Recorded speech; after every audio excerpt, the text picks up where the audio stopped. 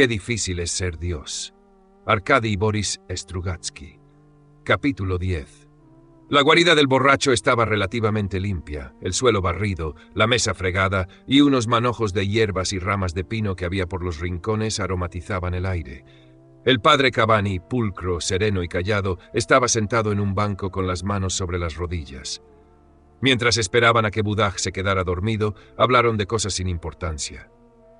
Budak, que estaba sentado a la mesa junto a Rumata, escuchaba la charla de los nobles dones con una sonrisa benévola mientras se estremecía de vez en cuando a medida que iba adormilándose. Sus flacas mejillas parecían arder debido a la dosis brutal de tetraluminal que habían mezclado en su bebida. El anciano estaba muy excitado y no acababa de quedarse dormido. Don Gug entretenía su impaciencia doblando y enderezando una herradura de camello, con las manos ocultas bajo la mesa, pero su rostro tenía una expresión alegre y despreocupada. Rumata hacía migas de pan y miraba con atención de hombre cansado cómo a Don Cóndor le iba subiendo la bilis. El custodio de los sellos de Soán iba a llegar tarde a una reunión nocturna extraordinaria de la conferencia de los 12 negociantes convocada con motivo del golpe de Estado en Arkanar, y él era precisamente el presidente. «Nobles amigos», dijo finalmente Budak con voz sonora. Se puso en pie y se desplomó sobre Rumata. Rumata lo sostuvo cuidadosamente por los hombros. «¿Listo?», preguntó Don Cóndor. «No se despertará hasta mañana», dijo Rumata, mientras tomaba a Budak en brazos y lo llevaba hasta el lecho del padre Cavani. «Esto no está bien», profirió este con envidia. «Quien es doctor tiene derecho a emborracharse, mientras que el padre Cavani debe abstenerse, porque esto le perjudica». «Me queda un cuarto de hora de tiempo», dijo Don Cóndor en ruso. «Con 5 minutos tengo bastante», respondió Rumata, conteniendo a duras penas su irritación. «Os he hablado tanto de este asunto que ahora con unos minutos sobra. De acuerdo con la teoría básica del feudalismo», sus ojos se fijaron furiosos en Don Cóndor, «este movimiento ordinario de los ciudadanos contra los varones», Rumata desvió la mirada hacia Don Gug, «se ha convertido en una intriga provocadora de la orden sacra que ha transformado Arkanar en una base de agresión feudal fascista. Y mientras nosotros nos rompemos la cabeza intentando inútilmente situar una figura tan contradictoria, compleja y enigmática como la de nuestro águila Don Reba, a la altura de Richelieu, Necker, Tokugawa Ieyasu y Monk, resulta que no es más que un patán imbécil que ha vendido y traicionado todo lo que podía vender y traicionar, se ha enredado en sus propias empresas, se ha visto abrumado por un miedo cerval y se ha puesto en manos de la orden sacra para que lo salve.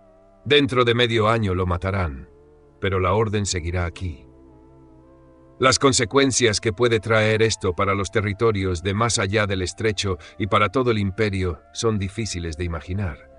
En cualquier caso, todo el trabajo que hemos realizado durante 20 años dentro de los límites del imperio se ha derrumbado. Bajo el poder de la orden no será fácil moverse. Lo más probable es que Budak sea la última persona a la que yo pueda salvar. En adelante no vamos a tener a quien ayudar. Eso es todo». Don Gug partió la herradura, miró unos instantes asombrado los 2 trozos y terminó arrojándolos a un rincón. «Efectivamente, no nos hemos dado cuenta», dijo, «pero tal vez no sea tan horrible como tú imaginas, Antón». Rumata lo miró fijamente, pero no dijo nada. «Debías haber quitado de en medio a Don Reba», dijo Don Cóndor. «¿Qué significa eso de quitar de en medio?» El rostro de Don Cóndor se llenó de manchas púrpuras. «Quitarlo de en medio físicamente», exclamó con acento brusco. «¿Quieres decir matarlo?» «Sí, si es necesario, raptarlo, desplazarlo, encerrarlo. Debías haber hecho algo y no buscar el consejo de 2 idiotas que no entendían ni palabra de lo que estaba pasando. Y yo tampoco lo entendía. Pero al menos lo presentías». Hubo un corto silencio. «¿Qué es lo que ha ocurrido?»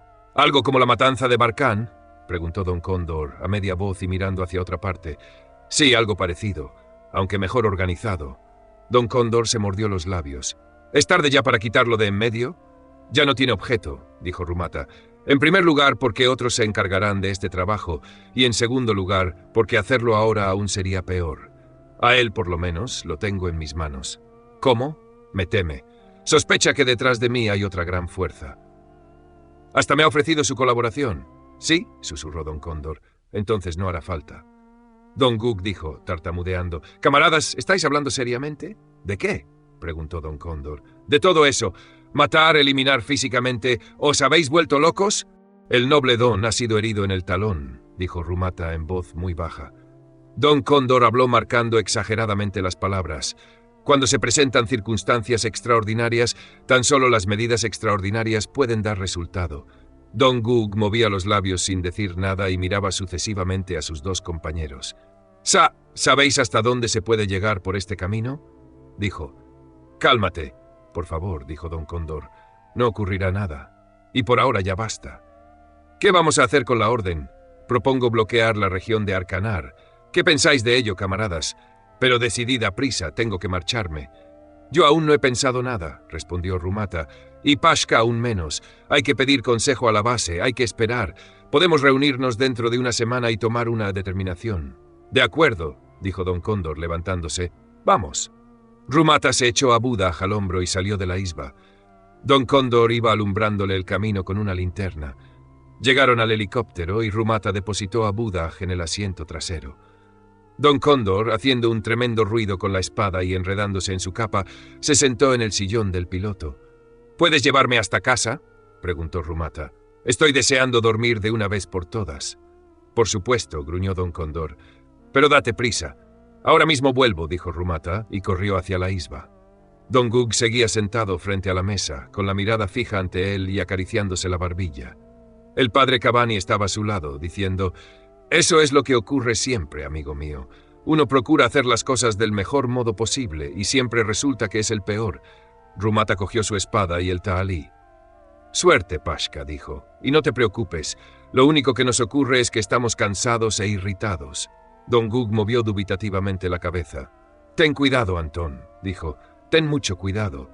El tío Sasha lleva aquí muchos años y sabe lo que se hace». «Pero tú...» «Yo lo único que quiero es dormir», dijo Rumata. «Padre Cavani, tened la bondad de llevar mis caballos al barón de Pampa. Decidle que iré a verle dentro de unos días». Afuera se oyó el girar de las hélices. Rumata se despidió con un gesto de la mano y salió de nuevo de la isba. A la luz de los potentes faros del helicóptero, los matorrales de helechos gigantes y los blancos troncos de los árboles tenían un aspecto espantosamente siniestro. Rumata subió a la cabina y cerró la puerta. La cabina olía a ozono, al plástico de la tapicería y a agua de colonia. Don Cóndor hizo ascender el aparato y lo dirigió con mano segura siguiendo la carretera de Arcanar. «Yo no podría pilotar así ahora», pensó Rumata con envidia. Tras él, Budak chasqueaba tranquilamente la lengua mientras dormía.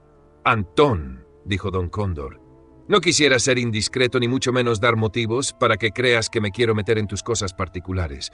Sin embargo...» «Adelante», dijo Rumata, que supuso inmediatamente de qué se trataba. «Te escucho». «Nosotros somos exploradores», dijo Don Cóndor. «Por eso todo lo que realmente queramos debemos tenerlo lejos de aquí, en la tierra o dentro de nosotros mismos, para que nadie pueda arrancárnoslo y llevárselo como rehén». «¿Te refieres a Kira?» «Sí, y si lo que conozco de Don Reba es cierto, mantenerlo sujeto va a ser una empresa difícil y peligrosa. ¿Comprendes lo que quiero decir?» «Sí, lo comprendo. Pensaré en lo que se puede hacer». Estaban acostados a oscuras, con las manos entrelazadas. La ciudad estaba en silencio. Tan solo de tarde en tarde se oía el piafar y el cocear de unos caballos no muy lejos. Rumata se adormecía a ratos, pero se despertaba enseguida cuando Kira retenía la respiración. En sueños, Rumata apretaba fuertemente la mano de la muchacha. «Estás deseando dormir», dijo Kira en voz muy baja. «Duerme». No, sigue contándome, te escucho, pero te estás durmiendo a cada instante. No importa, sigo escuchándote de todos modos. Estoy muy cansado, pero mi deseo de estar contigo y oírte es mayor que mi cansancio. Cuéntame lo que quieras, todo lo tuyo me interesa». Ella, agradecida, restregó su nariz contra el hombro de él, le dio un beso en la mejilla y siguió contándole cómo había venido a verla el chico del vecino, de parte de su padre. «Mi padre está en cama. Lo han echado de su trabajo y como despedida lo han apaleado. Últimamente no come nada, no hace más que beber. Se ha puesto azulado y casi siempre está temblando. El chico me ha dicho también que mi hermano ha vuelto. Está herido, pero contento y borracho, y tiene un uniforme nuevo. Le dio dinero a mi padre, bebió con él y amenazó con que arrastrarían a todos. Ahora es teniente de un destacamento especial, ha jurado fidelidad a la orden y dice que piensa hacerse monje. Mi padre me ha mandado a decir que no vaya por casa, pase lo que pase. Mi hermano ha dicho que le ajustará las cuentas a sucia puta pelirroja por haberse liado con un noble. Sí, pensó Rumata, no puede volver a su casa. Y tampoco puede seguir aquí, porque si le ocurriera algo... Rumata sintió que una mano helada le estrujaba el corazón al pensar en aquella posibilidad. ¿Duermes?, preguntó Kira. Rumata se despertó y aflojó la presión de su mano. No. ¿Qué más hiciste? Puse orden en tus habitaciones. Tenías un desbarajuste espantoso, y he encontrado un libro escrito por el padre Gur. En él se habla de un príncipe que se enamoró de una joven preciosa, pero salvaje, que vivía más allá de las montañas. Como ella era completamente salvaje, pensaba que el príncipe era un dios, pero a pesar de todo lo quería mucho. Pero luego tuvieron que separarse, y ella murió de pena. Es un magnífico libro, dijo él. A mí me hizo llorar porque parecía que hablara de nosotros. Sí, se refiere a nosotros y a todos los que se aman mutuamente, pero a nosotros no nos separarán. Lo más seguro sería enviarla a la tierra, pensó Rumata. Pero, ¿qué va a hacer ella allí, sin mí? ¿Y cómo me las arreglaré yo aquí sin ella? Podríamos pedirle a Anka que fuera tu amiga allí. Pero, ¿qué haré yo sin ti? No, nos iremos juntos a la tierra. Yo mismo conduciré la nave, y tú irás sentada a mi lado y yo te iré explicando todo para que no te asustes, para que le tomes cariño a la tierra desde el primer momento, para que nunca sientas el haber abandonado tu horrible patria, porque esta no es tu patria, Kira. Tu patria renegó de ti. Tú has nacido 1000 años antes de tu tiempo, y eres buena, leal, abnegada, desinteresada. Personas como tú han nacido en nuestros 2 planetas en todas las épocas de sus sangrientas historias. Eran almas nobles y limpias que desconocían el odio y no admitían la crueldad. Eran víctimas inútiles, mucho más inútiles que Gur el escritor o Galileo, porque los que son como tú ni siquiera luchan. Para poder luchar hace falta saber odiar, y vosotros no sabéis. Lo mismo que nosotros ahora. Rumata volvió a quedarse dormido y vio a Kira con un cinturón antigravitatorio al borde del tejado plano del Soviet, y a Anka, alegre y burlona, que la empujaba impacientemente para que saltara a un precipicio de 1,5 kilómetros de profundidad. «Rumata», dijo Kira, «tengo miedo». «¿De qué, pequeña?» «Tú no haces más que callar. Tengo miedo». Rumata la atrajo hacia sí. «Tienes razón», murmuró. «Ahora hablaré yo, y tú me escucharás atentamente». Lejos, muy lejos de aquí, más allá de la Saiba, hay un castillo fuerte e inexpugnable. En él vive el alegre y simpático barón de Pampa, el barón más noble y bueno de Arcanar. Pampa tiene una esposa muy bella y cariñosa que lo ama con locura cuando está normal, pero que no lo puede soportar cuando está borracho. Rumata calló un momento y escuchó atentamente. Se oía un ruido, como el producido por muchos cascos de monturas y por la respiración agitada de personas y caballos. «¿Aquí?», preguntó una voz áspera junto a la ventana. «Sí, me parece que es aquí». «Alto». Se oyó un taconeo por los escalones de la entrada e inmediatamente varios puños empezaron a golpear la puerta. Kira se estremeció y se abrazó a Rumata. «Espera, pequeña», dijo él apartando la colcha. «Vienen a por mí», susurró Kira. «Lo sabía». Rumata se soltó de los brazos de Kira y corrió hacia la ventana. «En nombre del Señor», gritaron abajo. «Abrid, si derribamos la puerta será peor». Rumata descorrió la cortina, y la luz vacilante de las antorchas penetró en la habitación. Abajo se agolpaban muchos jinetes vestidos de negro, con capuchones puntiagudos. Rumata los estuvo contemplando durante varios segundos, y luego se fijó en el marco de la ventana. Como de costumbre, era un marco fijo que no permitía abrirla. Empezaron a golpear la puerta con algo muy pesado. Rumata buscó su espada en la oscuridad y rompió los vidrios con la empuñadura. Se oyó como los trozos caían en el empedrado. —gritó Rumata. —¿Qué estáis haciendo? ¿Acaso estáis ya hartos de la vida? Los golpes en la puerta cesaron. —Siempre han de meter la pata —gruñó alguien abajo—. El noble don está en la casa. —¿Y eso qué importa? —dijo otro. —Claro que importa. Es la primera espada del mundo. Decían que se había marchado y que no regresaría hasta mañana. ¿Acaso os habéis asustado? Asustado no, pero contra él no nos han ordenado nada, y a lo mejor tenemos que matarlo. Lo que hace falta es que no nos hiera él a nosotros. Lo ataremos, lo heriremos primero, y luego lo ataremos. ¡Ey! ¿Quién tiene por aquí una ballesta? No nos herirá. Todo el mundo sabe que ha jurado no matar a nadie. Juro que os mataré a todos, gritó entonces Rumata, y su voz tenía un tono de horrible certeza. Kira se apretó contra él. Rumata sintió como su corazón latía apresuradamente. «Derribad la puerta, hermanos», dijo alguien abajo. «En nombre del Señor». Rumata se giró y observó a Kira. La muchacha lo miraba como antes, con pánico y esperanza mezclados. En sus secos ojos danzaban los reflejos de las antorchas. «¿Estás asustada, pequeña?», le dijo tiernamente. «¿De esa chusma? Ve a vestirte. Aquí ya no tenemos nada que hacer». Rumata empezó a colocarse su cota de malla metaloplástica. «Ahora verás, los haré huir como conejos y luego nos marcharemos. Iremos al castillo de Pampa». Ella estaba junto a la ventana mirando hacia abajo. Los rojizos reflejos de las antorchas danzaban por su rostro. Abajo seguían golpeando. Algo crujió. Rumata sintió como el corazón se le oprimía de lástima y ternura. «Los echaré a palos», pensó, como si fueran perros. Se agachó para buscar a tientas su segunda espada, y cuando volvió a incorporarse Kira ya no estaba mirando por la ventana, sino aferrándose desesperadamente a la cortina para no caer. «¡Kira!», gritó. Corrió hacia ella. Una saeta de ballesta atravesaba su garganta y otra estaba profundamente enterrada en su pecho. La tomó en brazos y la llevó rápidamente a la cama. «¡Kira!», sollozó. Ella lanzó una mezcla de suspiro y estertor y se embaró. Notó la frenética presión de su mano. «¡Kira!», repitió, pero ella no respondió. Rumata permaneció unos momentos a su lado. Había lágrimas en sus ojos. Luego se levantó penosamente, empuñó las espadas, bajó despacio las escaleras, llegó al vestíbulo y esperó a que derribaran la puerta. Epílogo. «¿Y después?», preguntó Anka. Pashka apartó los ojos de ella, se dio una palmada en la rodilla, se inclinó y cogió una fresa que crecía allí mismo bajo sus pies. Anka aguardó. «Después», murmuró él. «Nadie sabe lo que pasó después, Anka».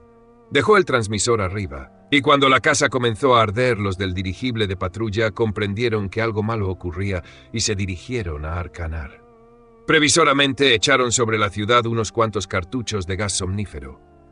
De la casa ya solo quedaban unos rescoldos y al principio no supieron qué hacer. No sabían si estaba vivo ni dónde buscarlo. Pero entonces vieron. Pashka se interrumpió. Bueno, no tardaron en ver dónde había pasado. Pashka hizo una pausa y fue metiéndose en la boca varias fresas, una tras otra.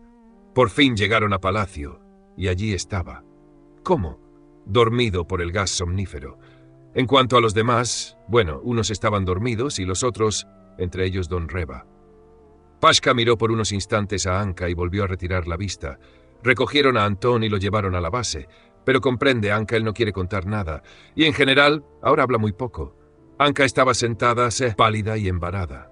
Miraba por encima de la cabeza de Pashka el claro que había delante de la casa.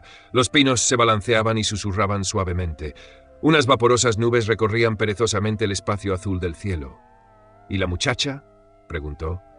«No sé», respondió Pashka secamente.